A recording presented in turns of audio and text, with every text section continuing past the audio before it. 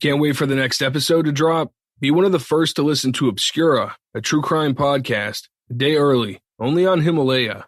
Himalaya is a brand new podcast app where you can find every single podcast you love.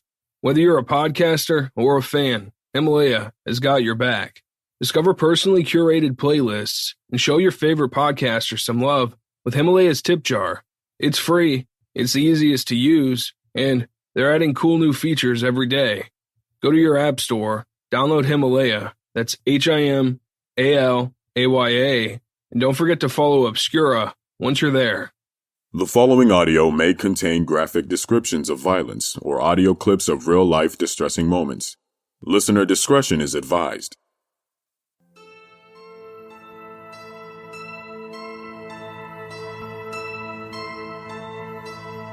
Welcome to Obscura, where we shine a light on the dark.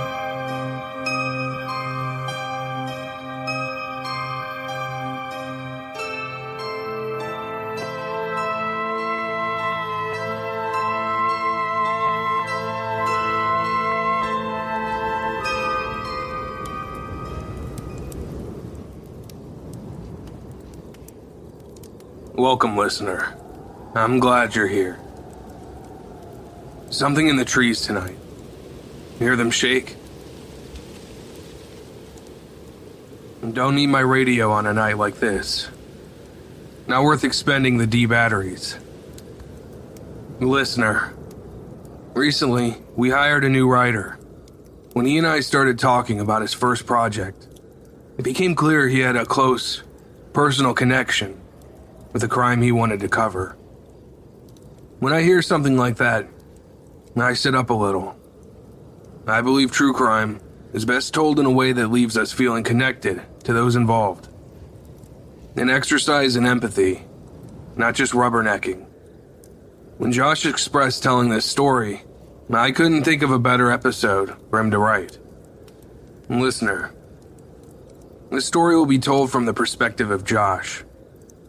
I want you to keep that in mind, because I'm not going to go out of the way to make the distinction going forward. Now, let's get on with it.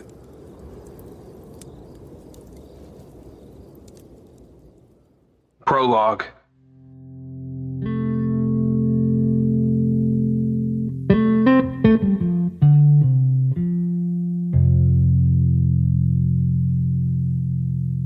My name is Josh Lammy. I'm 33 years old and a writer from North Carolina.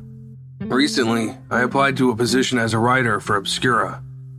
True crime is a passion I've had for as far back as I can remember. Upon getting the job, I was both ecstatic to join the team and simultaneously perplexed by what could be a good jumping-off point for a subject so sensitive. Ultimately, I decided to begin this venture with a more personal true crime story, a harrowing event that I will never forget, no matter how hard I try. This is a story involving different perspectives of every parent's worst nightmare. It's also the story of how one fly on the wall perceived that nightmare. Worst of all, it's a love story, but not the heartwarming kind. It's about the darker side of love that people often avoid discussing. An unfortunate truth is that with love also comes loss. Seth Jackson experienced the loss of his life in 2011 after loving the wrong person. His family experienced an unfathomable loss and a level of grief only obtainable by loving someone as much as humanly possible.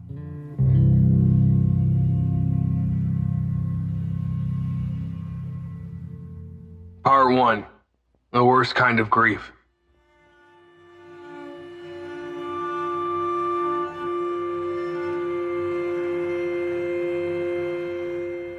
On April 8, 1997, 2 highway patrol officers knocked on my front door. Police never seem to show up with tidings of great joy. It's always bad news. Even at 12, I recognized their presence as being a bad sign. What's worse, it was after dark. Whatever was going on couldn't wait until morning. One of the officers asked my mother to step outside with him. My mother pulled the door shut behind her, so I couldn't hear what was being said. I listened to the muffled voices as best as I could, but couldn't discern much, just a name. The officer clearly mentioned my cousin, who was technically residing with us while she went to college. In all actuality, she was living in an apartment closer to campus. But we were the next point of contact. My mother burst through the door in tears and broke the news that my cousin had been in a fatal car accident earlier that evening. The police couldn't leave until they were able to contact my aunt or uncle, who lived in another state. Neither my aunt or uncle were answering the phone, and it was a long night. The next morning, we made the 2-hour journey to my aunt and uncle's house. I didn't know what to expect.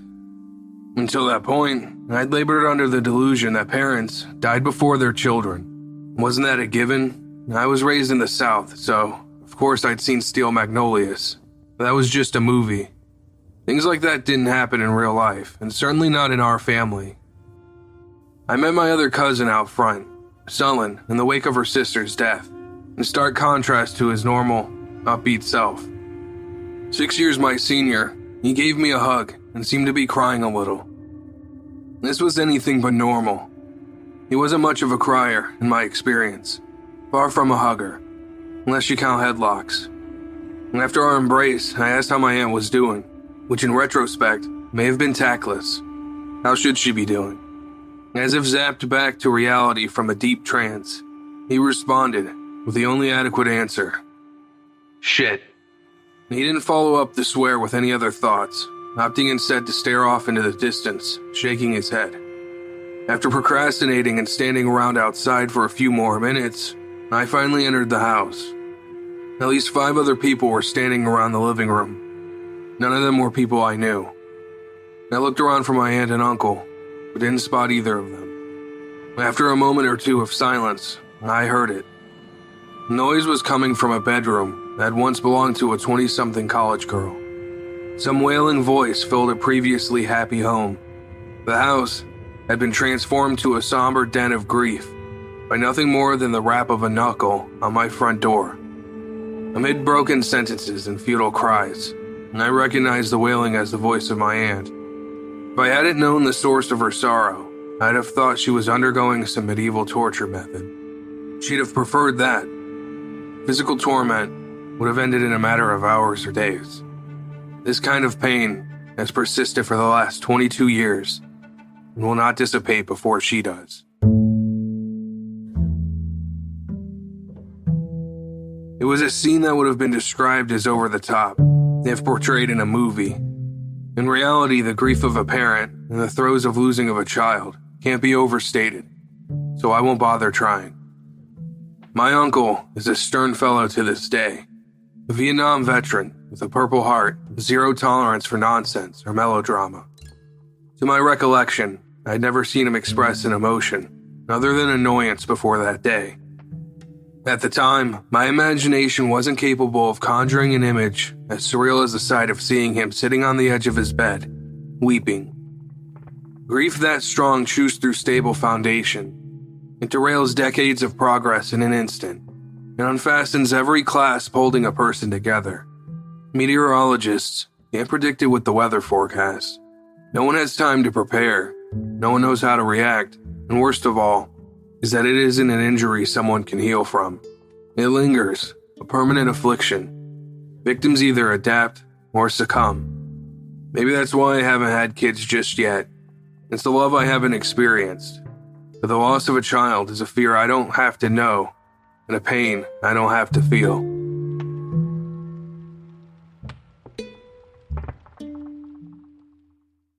Part 2. Familiar Sting.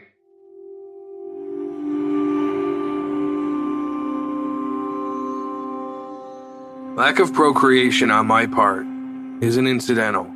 It's a genuine avoidance. 12 years after the death of my cousin, I got married. My wife and I could barely take care of a dog, let alone a child, so adding to our family wasn't a top priority. Small-town North Carolina is not the ideal place to find financial success. The stab of poverty was a barb planted in the epidermis of our relationship from the get-go. My aunt and I still talked on a fairly regular basis, but her move to Florida from South Carolina and I saw even less of her than before. She retired to a community called the Villages with my uncle, and they were living in a consolation version of the American dream offered to couples who'd experienced the nightmare of losing a child. Still, they'd done well for themselves. One night my aunt called just to see how I was doing, and I let my guard down. It slipped out that I was drowning, and she invited me and my wife to come stay in Florida. Maybe see if we'd have better luck finding a decent job in the Villages. I think it's an invitation she regretted sending the moment it left her lips. But I didn't give her time to back down. Desperation had set in. I said yes before even discussing it with my wife. Fortunately, we were on the same page. We sure weren't doing anything in North Carolina that was worth sticking around for, so we made a quick decision to uproot and find out how Florida's job market might compare. The jobs weren't much better, but they existed. I couldn't say the same for my hometown at the time. My wife landed work at a local hotel called the Waterfront Inn. I got hired on by their competition at the Hampton Inn and Suites as a laundry room attendant. The job paid $8 an hour and consisted of standing in a room of sickening humidity while folding towels and bed sheets. There are worse gigs, I'd later discover. I began work at the Hampton Inn in January 2011. As March arrived, so did some laundry room help. Sonia entered my life during a chaotic period, so I didn't pay her or anyone else much attention. Mostly, I missed my friends and family. If memory serves, she also helped with room cleaning, but most of her time at Hampton was spent with me folding sheets. Once all the rooms were cleaned, the other housekeepers would come help us finish laundry. But from early morning until about 2 p.m., it was just Sonia and I. There was an age gap, plus she had children and I didn't. So there wasn't a lot to talk about, or so I thought. Alas, my days were spent pausing the music so I could feign interest in another story about her son. She talked about Seath a lot. Being a mother seemed to consume her life. And as time passed, I found myself even less interested in having children. One moment, Sonia would be bragging about how proud she was of Seath. Another, she'd complain about Seth's poor decisions. She'd express annoyance with his girl-obsessed nature and opine that he needed to prioritize. But what 15-year-old boy ever prioritizes? I didn't care about the plights of a 40-something mother. Had I been paying attention, maybe I'd have noticed a red flag or two. Maybe she would have mentioned behavior in one of his friends I'd have recognized as dangerous. Maybe not. Perhaps I could have been attentive and changed nothing. I'll never know. Instead, I met her with indifference we display in America, like a prize trophy. I'd respond with token advice or shrug my shoulders and resign to sage rhetoric like, "He'll figure it out one day." As usual, I was wrong. He wouldn't figure out anything one day.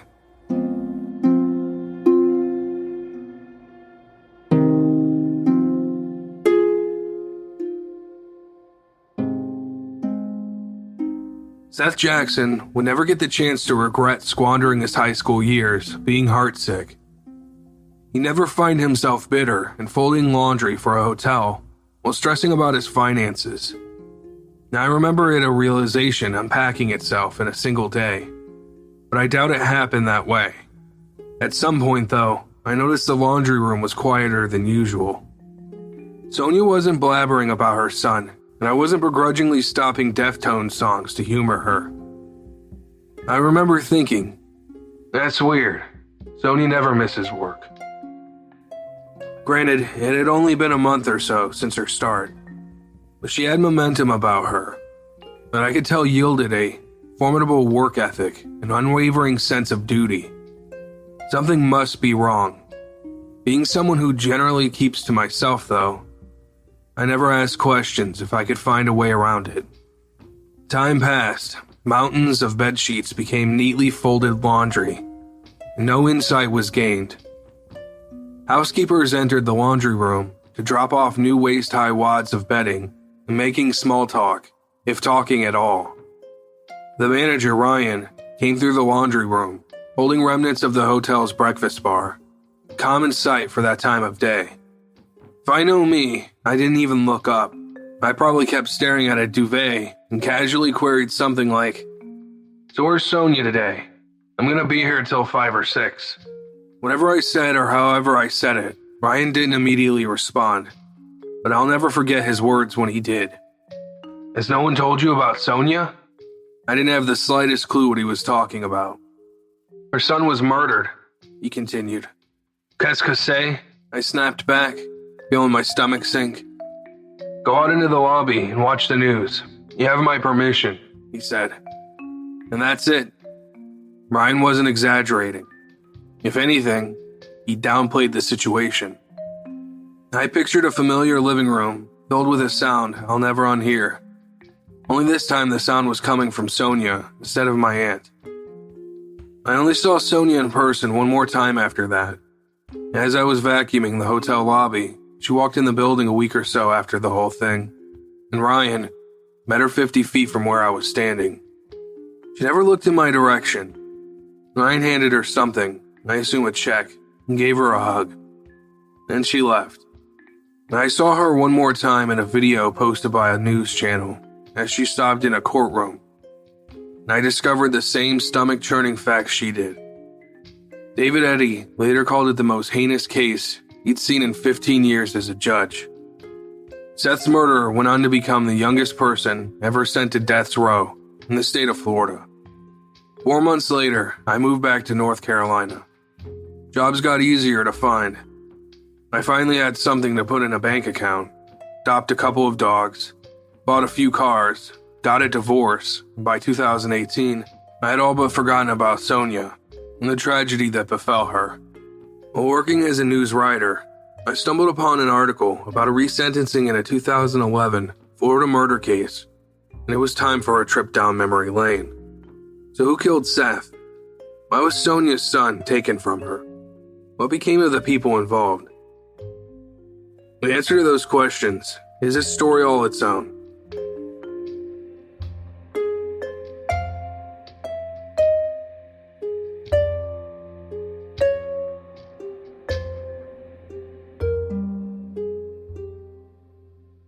Part 3. Seath Jackson. According to some of his friends, Seath Jackson was a hell of a guy.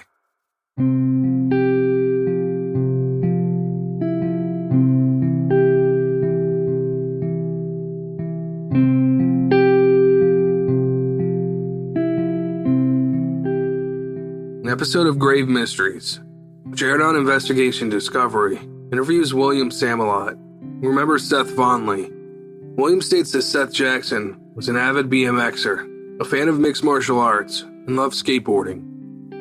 We'd hang out a lot, and we could count on each other. He was a brother to me. If you needed anything in the world, he was there for you. Seath had a reputation of being calm, cool, and collected. Really chill guy. Me and Seath had the same interest in women, you know? He was a great wingman, best in the world. Seath's family released a statement in June 2011 describing his personality. At this time, we would like to speak personally about who our youngest son really was. Like so many others, he was a typical teenager. In addition to his parents, siblings, and other family members, he had a lot of close friends that have always cared about him. He attended public schools where he met a lot of his friends. He liked to make people laugh and would stand up for those who were laughed at. He was kind-hearted, and he would help friends and even their parents. He stood up for many, even the ones that he did not know had a favorite hangout spot in the villages. Seath loved and cared for animals. He loved four-wheeling with family and friends. He did not go far from home without his bike. Seath was not the type to hold out his hand for money. Said he would ask, "Can I wash your car or mow your yard?" He filled flower beds with dirt, shovel by shovel, and took down an old deck with the help of a friend to get a puppy that he wanted. He built his own clubhouse with the help of his 2-year-old nephew. He would keep the younger siblings of his friends company and give them attention. For those of you that really knew Seath, you have seen his soft side. His dream was to someday be a champion in the UFC circuit. He was a talented fighter, however, due to his young age, he was not yet qualified to receive professional training or coaching. We had already made plans to enroll him into professional training at the age of 18. We know, however, that with his own diligence, parental guidance, and of course, some help from God, he would have grown to be a productive citizen and a good man here on Earth. Generally speaking, the people who care about Seth Jackson have nothing negative to say about him. This is a common occurrence following a death. It's not often that friends and family members say they're glad to be rid of the person they just lost. Instead, they default to only discussing the positive aspects of the recently deceased. That said, not everyone spoke of Seth Jackson in such glowing terms. In December of 2010, Seth had been dating a girl named Amber Wright. According to many, he cared for her deeply and would never hurt anyone. According to others, he was abusive towards Amber. It's important to note that the truth of who Seth Jackson intrinsically was is something that will likely never be objectively concluded. His friends and family saw Seth through rose-tinted glasses, as friends and family tend to do. His enemies, of course, saw him as the be-all end-all of scumbaggery. The truth is likely neither black nor white. No one is exclusively a good person or a bad person, as we all know. Everyone has their shortcomings, some worse than others. Teenagers often have major shortcomings with controlling their emotions. In that regard, Seth Jackson doesn't appear to have been an exception. The alternate description of Seth Jackson's personality is ostensibly an inversion of what was once described by his friends and family. Some have even accused Seth of raping Amber Wright. A Facebook page was set up in dedication to the memory of Seth Jackson. Looking back at the older post, it's clear that this page was receiving a large quantity of input from Seth's detractors. A post from September 3rd, 2012 states, "I'm getting sick of repeating myself. Anyone commenting negatively about Seth will be deleted, blocked, and reported to Facebook. I don't want to hear that Seth got what he deserved. No one deserved that.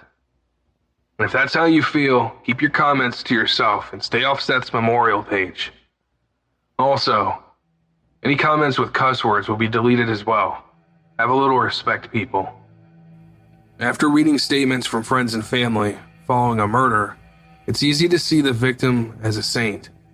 But since the date of his death, reports have abounded that Seth Jackson wasn't the kind soul his loved ones beamed about.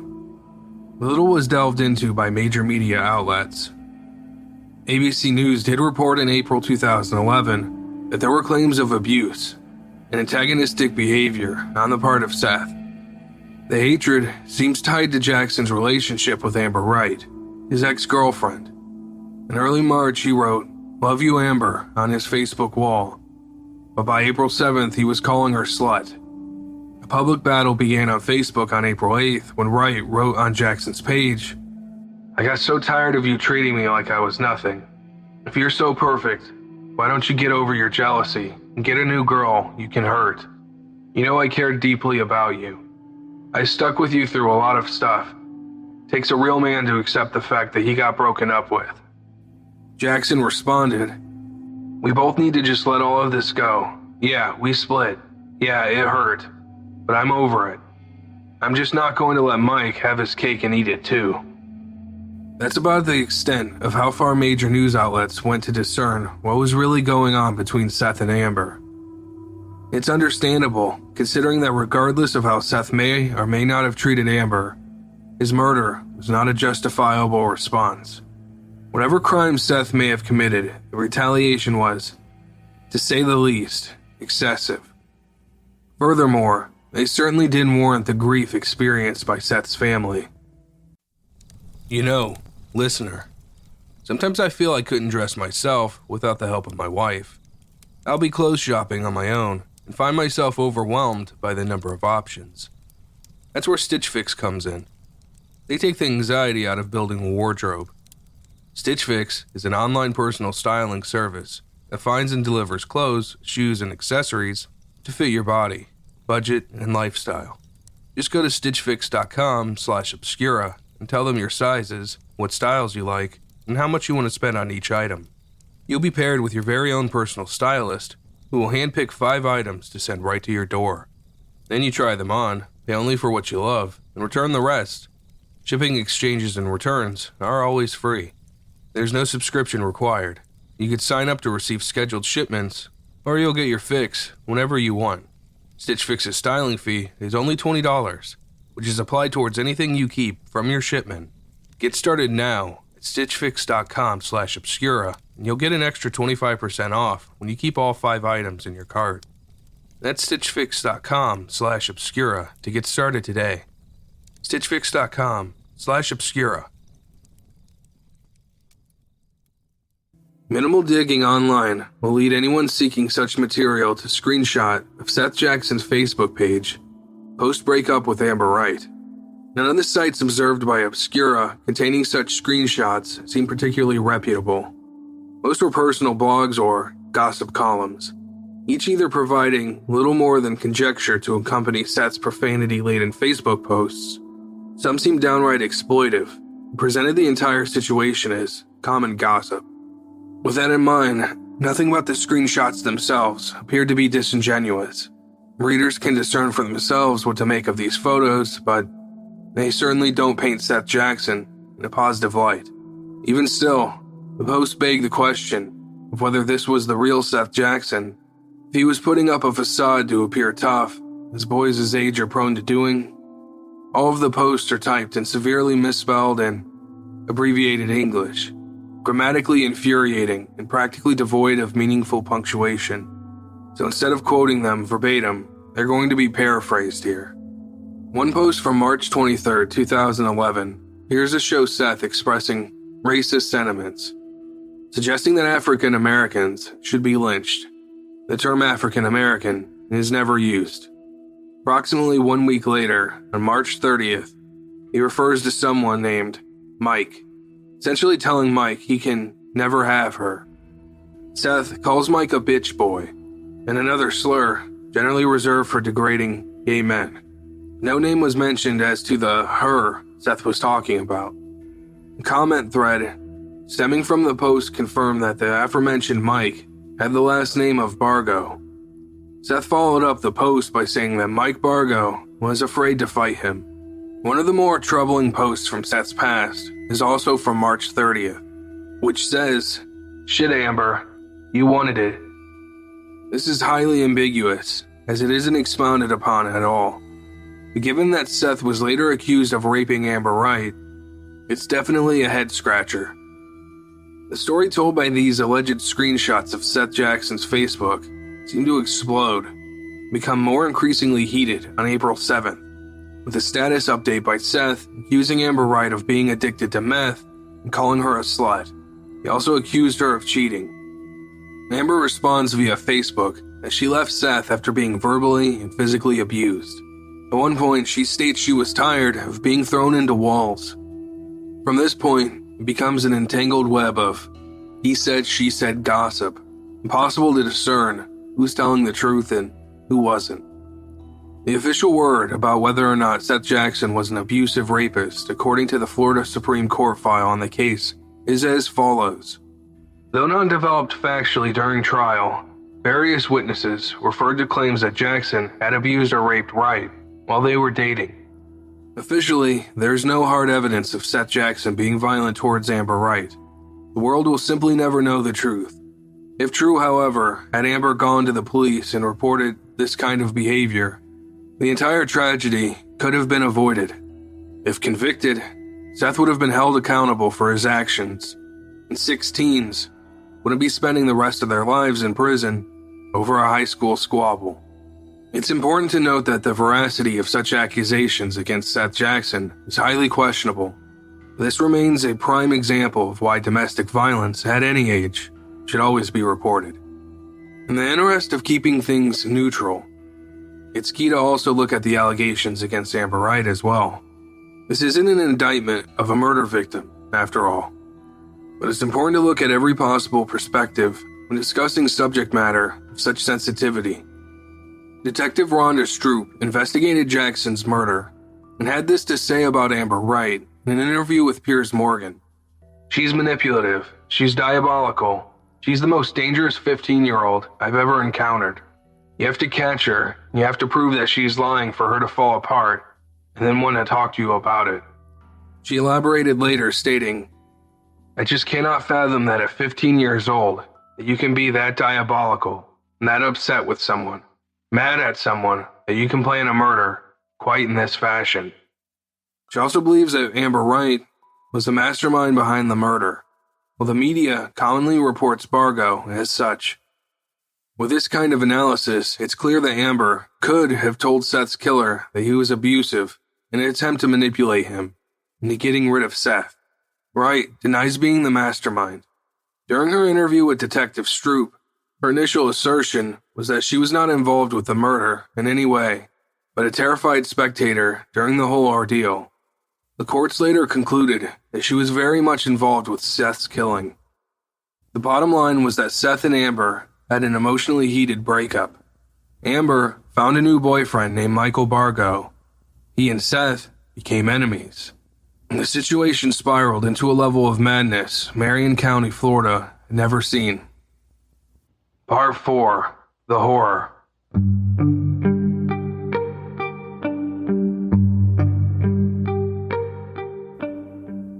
Seth Jackson may have been correct in his Facebook post about Michael Bargo.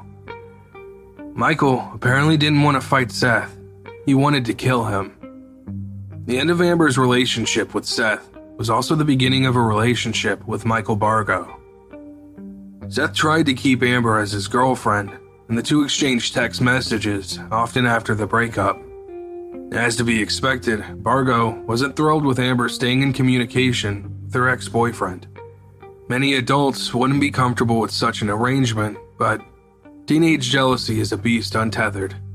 Adult inhibitions often haven't taken hold yet. Both boys were probably feeling invincible. According to witness testimony, during the trial of Michael Bargo, William Samalot stated that Seath confided in him that Amber had cheated on him with Bargo, while still with Seath. William Samalot's brother also testified, stating that Seath and Michael were in an ongoing feud to get even with one another. Prior to his death, Seath received a phone call, at which time Michael challenged Seath to a fight, offering a meeting place. Jackson showed up to the meeting place accompanied by Samalot and was shot at by Bargo with a .22 revolver gun. No one was hit. Then there was the issue of Amber Wright's brother, Kyle Hooper. Kyle had originally been good friends with Seath and became bitter when he discovered that Seath had been romantically involved with his crush, Alyssa Masters. Hooper sent Seath text messages threatening murder. Kyle Hooper later told police his feud with Seth Jackson stemmed from Seth's treatment of his sister, Amber Wright. Seth's mother, Sonia Jackson, testified that she herself had overheard Bargo threaten to murder Seath, stating he had a bullet with Seth's name on it. Court documents essentially indicate that red flags and signs of impending tragedy were hiding in plain sight. Michael Bargo, Kyle Hooper, and Amber Wright were apparently done with having phone and social media wars with Seth Jackson. So, they conspired to murder him. Amber's friend, Charlie Ely, supplied the location for the murder to take place, and Bargo's friend, Justin Soto, was also recruited to help carry out the deed. On April 17, 2011, Jackson and William Samalot were visiting friends when Samalot noticed that Jackson seemed distracted and was texting with Amber Wright. He advised Seath to cut contact with her, calling her bad news. That sage bit of wisdom from William Samalot, tragically, went unheeded. Jackson departed around 9:15 p.m. that night. He and Samalot would never hang out again. Amber Wright and Seath were still having a discussion when Seath left. Unbeknownst to Seth Jackson and William Samalot, Amber was luring the 15-year-old boy to the house of Charlie Ely so that Bargo, Hooper, and Soto could brutally murder him. The following is a transcript provided by the Florida Supreme Court of Seth and Amber's text conversation initiating their sinister plan.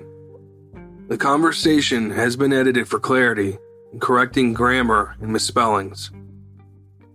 Message sent April 17, 2011 at 8:12 p.m. Wright to Jackson. Hey, can you talk? Jackson to Wright. You said you needed to talk. Wright to Jackson. I kind of need to talk to you about us working things out. Jackson to Wright. What do you mean? Wright to Jackson. Can you please call me, like now? Jackson to Wright. Yeah, sure. Wright to Jackson. Hey, my friend Charlie is coming with. I've been telling her everything between me and you, and she's coming because I need her help through this. Is that okay? But don't tell anybody what's going on because I want to make sure we can work things out before anyone knows. Message sent at 8:56 p.m. Jackson to Wright. Amber, if you have me jumped, I will never give you the time of day, so if I get jumped, say goodbye, alright? Wright to Jackson. I swear you're not going to get jumped, Seth. I can never do that to you. I just want you and me back. Jackson and Wright. Okay. Wright to Jackson.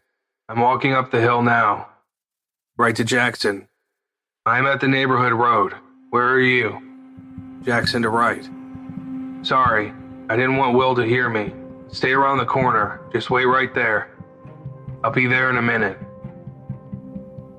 Once Amber and Seth were near Ely's house, Wright had been instructed by Michael Bargo to text him so he could prepare. Court documents during Bargo's trial detail the plan didn't go as intended. In fact, it seemed most everyone involved had cold feet when Seth arrived. Florida Supreme Court documents summarize the awkward first moments of Seth's arrival at the home of Charlie Ely's. Bargo's plan called for Wright to text Bargo and Hooper to let them know when Jackson was down the road so they could get ready. Bargo's plan then called for Soto to hit Jackson with a piece of wood when Jackson entered the house. Then for Bargo and Hooper to jump on Jackson, for Bargo to shoot Jackson. However, Hooper testified that the murder did not occur exactly to Bargo's plan. Wright did not send a warning text to Bargo, and when Jackson entered Ely's house, Soto didn't do anything. From Bargo's bedroom, Hooper could see Jackson sitting in a chair in the living room. And after being pressured by Bargo, Hooper grabbed a piece of an 8-wood, ran into the living room, and hit Jackson over the head with it. What followed Seth Jackson's blow to the head by Kyle Hooper was not a scene from a horror movie. It was a reality, a moment in time that would haunt Scott and Sonia Jackson for the rest of their lives, knowing that these were the final moments of their son. Kyle Hooper told police that after hitting Seth over the head, he told Seth to leave. Whether true or not, it didn't help. Michael Bargo followed Kyle into the living room and began shooting Seth, but the gunshots weren't immediately fatal.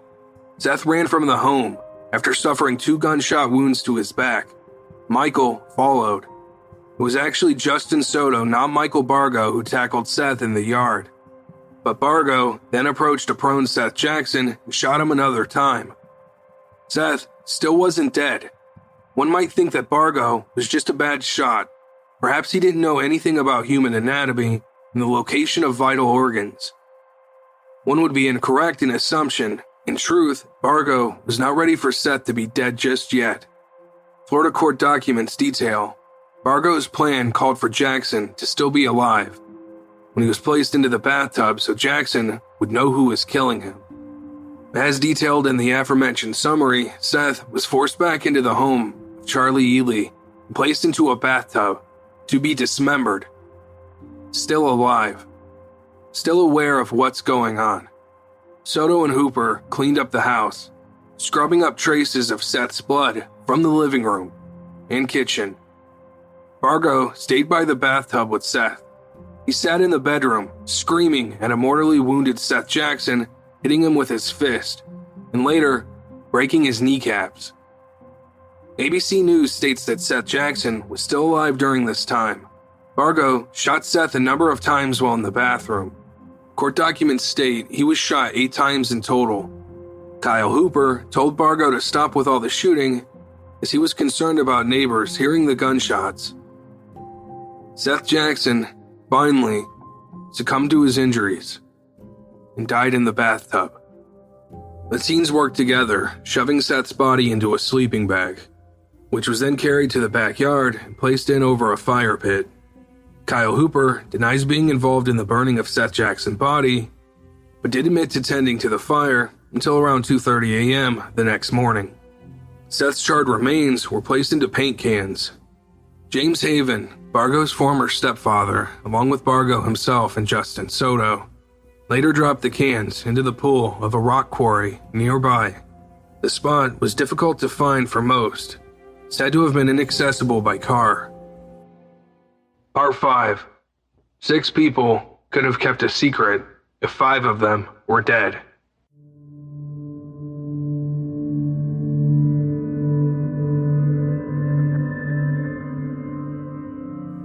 Seth Jackson's friend, William Samalot, was the first to notice the disappearance. He sent text messages to Jackson all day on April 18, 2011, receiving no responses. This concerned Samalot, as it wasn't normal behavior from Seth. But one thing is clear, Seth was an extremely sociable and popular fella. His apparent ghosting wasn't just out of the ordinary, it was worrisome. Samalot testified he did in fact visit Charlie Ely's house to see if Seth was there.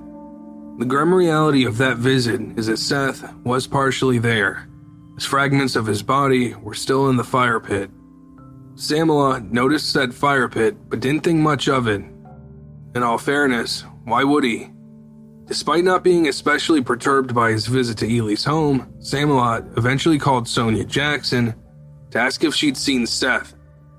Sonia was under the impression that her son had been staying with Samalot, and so begins an everlasting nightmare for Jackson's family. Deputy Paul Bloom of Marion County Sheriff's Department states that the Sheriff's Department received a call about a missing boy named Seth Jackson on April 18th. Responding officers weren't particularly concerned about Seth's whereabouts, as these types of missing teen cases are almost always the simple case of runaways who inevitably come back home once they realize paying bills, making one's way in the world, is a major inconvenience. Seth would come to no such realization, nor would he realize anything ever again. According to the special about Seth Jackson on Investigation Discovery, the previous night Seth had been offered a ride home with his mother but declined, calling her a bitch. Sonia states that this was out of character for Seth, chalked it up to teenage rage. The first name Sonia hummed to the police was Amber Wright's, who she knew was a source of emotional pain for her son. She also name-dropped Kyle Hooper. Officers questioned both Amber Wright and Charlie Ely. Ely accompanied officers to a nearby intersection where she claimed to have seen Seth the night before. She also mentioned hearing gunshots after the two parted ways, then turned around and saw Seth running for his life. Most notably, she claimed to have seen Michael Bargo in the area and named him as a possible shooter. It seems the team were prepared to roll the whole thing over onto Michael Bargo, who was physically the most involved with Seth's murder, but far from acting lone wolf in the heinous crime. Dangerous as Bargo was, the police were unfamiliar with Michael. As it happens, Ely was terrible at keeping her lies straight. Didn't take long for police to find holes and the inconsistencies of her story. Pieces of the puzzle rapidly began coming into place. Worst yet for those involved, Amber Wright's story was not matching up with Charlie Ely's. Michael Bargo quickly became a person of interest once the police looked into a history of legal issues. Bargo may have been a cold-blooded killer, no qualms about torturing and killing a 15-year-old boy, or maybe he's genuinely sorry these days, it's hard to tell. But one thing is for sure, Amber Wright and Kyle Hooper didn't have the asset, such unwavering mental fortitude, present in Bargo. Eventually, Tracy Wright, Amber and Kyle's mother, made a call to police, telling them that they need to speak with both of her children. The police brought the siblings in for questioning. Kyle and Amber made it seem like the murder was simply a case of Michael Bargo going too far with what was intended to be an attempt to scare Seth Jackson for his transgressions against them. It's clear listening to the interrogations, Amber, Kyle, and Charlie were rolling over on Michael Bargo as the lone scapegoat, in hopes of getting away scot-free, or at least with a lesser sentence. It's also clear that the teens had poorly planned this attempt at sandbagging Michael. Police left all 3 of the teens in an interrogation room, alone and unaware that they were being recorded. How these teens didn't suspect an interrogation room inside a police station would be monitored is anyone's guess. But listening to the exchange between the 3, it's clear that they were completely oblivious to the fact. Just that thing was going all through my head about that mission, just recapping everything, man. Everything keeps replaying in my head. Like, if you could put my memory on a TV, you could see everything. We did not kill an innocent kid because this kid is not innocent. He threatened to burn my house. They killed my family. He deserved it. But this time it went too far. Murder, man. You know there's gonna be all over the news. You mean people are gonna hate us for this? Why? There's a 15-year-old kid murdered because of us. Their blatant admissions of guilt sound like a bad plot device by a lazy writer, rushing to complete a story he or she is no longer interested in writing, but it's genuine. Prior to the teens singing their crimes, before the lens of a camera, police had already seized the suspects' cell phones. That was endgame for their cunning attempts to pin everything on Bargo. Within 24 hours, Seath's vicious murder was a national headline. As predicted by Amber Wright during her admission, the world hated them. All 5 teens involved with the killing were charged with first-degree murder. Charlie Ely was the first to be sentenced and receive life in prison without the possibility of parole in 2011. She has since filed for post-conviction relief, which was ultimately denied in 2013. There is a Facebook page calling for her release from prison. As of the time of writing, it has 251 followers. Next, Justin Soto was tried. He too was found guilty, receiving the same sentence as Ely, and for the same crime. Amber Wright and Kyle Hooper were given a joint trial, each receiving a 6-member jury. They were both found guilty as charged for murder in the first degree. Seath's mother, Sonia, appeared at Kyle Hooper's trial and read a heartfelt statement asking that he spend the rest of his life behind bars. This is Sonia Jackson speaking at Hooper's trial. Words cannot describe the pain and suffering you have inflicted on our family. You have taken so much from so many. The loss of our son has been the most difficult thing we have ever had to bear. It has changed our lives and the way we think, feel, and live. Our lives will never be the same, as we will never see our son grow up or have children of his own, nor will we ever spend another birthday or holiday with our son. As I stand here today, or sit, facing children who have taken our son's life, I ask myself, they are just kids. Is life in prison the right punishment for them? The hours before any action was taken proves the kind of person they really are. They had plenty of time to think about what was going to happen. The thoughts running through their minds should have raised red flags. They say their minds are not fully developed at this age. This is true, but it does not take a fully developed mind to know and understand right from wrong. After all, a 2-year-old learns that hurting others is not accepted in our society. This was no accident. This was a planned murder that they all agreed to, talked about, and thought about.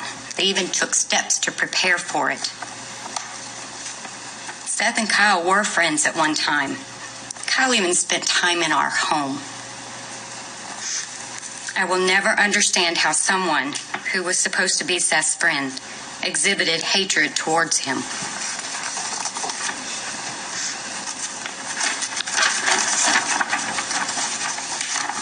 Kyle agreed to the plan. He helped prepare for it. He gathered wood for the fire. Did he not think about what that fire was for? He was the first person to actually start the attack on Seath. He administered the first blow.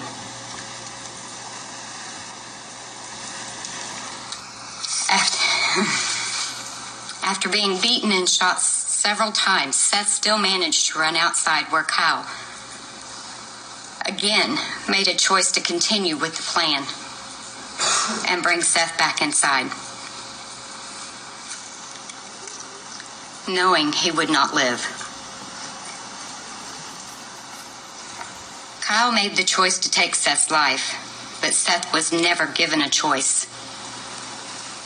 Therefore, Kyle should not have a choice either. Kyle, the life you took can never be given back. Now the life you will lead will remind you that Seath did deserve to live. You helped take Seath's life, and I hope he haunts the rest of yours. The actions he carried out have changed all our lives. We understand that his family feels they have lost him, but he is still here for them to talk to hug, and to hear his I love yous. Let me remind them that their child is not dead. We will never have those precious moments again. The Bible says an eye for an eye, so be thankful that you live within a justice system that does not live by this code. This is why we ask that he spend the rest of his life behind bars, because death is not an option. Amber Wright later received a new trial when it came to light that she had not been read her Miranda rights prior to making some of her statements to police. 2016, Wright was unsuccessful in overturning her conviction and remains in prison to this day, with no possibility of ever being released. Sonia Jackson was also present for Wright's retrial in 2016 and told reporters for WESH, "Doesn't matter how many times we have to go back in there and fight. We'll keep doing it." Michael Bargo was the final person tried for the murder of Seath Jackson. 2013, he was convicted of first-degree murder and sentenced to death. At 21 years old, he was Florida's youngest death row inmate. Through the trial, he maintained his innocence in killing Seath, though admitted to disposing of his remains. Due to a 2017 change in Florida's laws regarding the death penalty, Bargo was ordered to receive a resentencing. All death sentences must come from a unanimous jury decision. Michael Bargo's jury voted in favor of the death penalty 10-2. His resentencing trial is set for March 4th, 2019. It is likely his death sentence will be overturned, but not his conviction. Defense lawyer Candace Hawthorne argues that Bargo received ineffective counsel during his trial. She further claims that Michael Bargo suffers from a number of mental conditions that may have affected the outcome of his case, had they come to light at the time. Ocala Star-Banner reported on June 4th of last year, Hawthorne requested the extra time because there have been significant developments in psychology and neuroscience since Bargo's incarceration that would demand reevaluations by expert witnesses. She also argued she must review the entire proceeding leading up to Bargo's original trial to reevaluate them, provide proper representation. She added that a preliminary investigation into Bargo's life has unearthed several issues that have not yet been explored. Resentencing cases require more time, not less preparation than the original sentencing, Hawthorne wrote in the motion. Hawthorne requested a year to prepare for the resentencing trial, which would have set it for August of 2019, but Judge Anthony Tati was quick to shoot down the request, stating that March 4th resentencing date still stands. James Havens, Michael Bargo's former stepfather, pled guilty to accessory after the fact. He stood accused of helping dispose of the paint buckets containing Seath Jackson's remains, but states he didn't know what was in them. He also helped Michael Bargo elude arrest. According to Ocala Star-Banner, James Havens was deemed incompetent to stand trial in 2012. His competency was later restored and he was found competent in December of 2017. Prosecutors hope to use Havens' testimony against Bargo in his upcoming resentencing trial. Seath Jackson's memorial Facebook page, still updated frequently.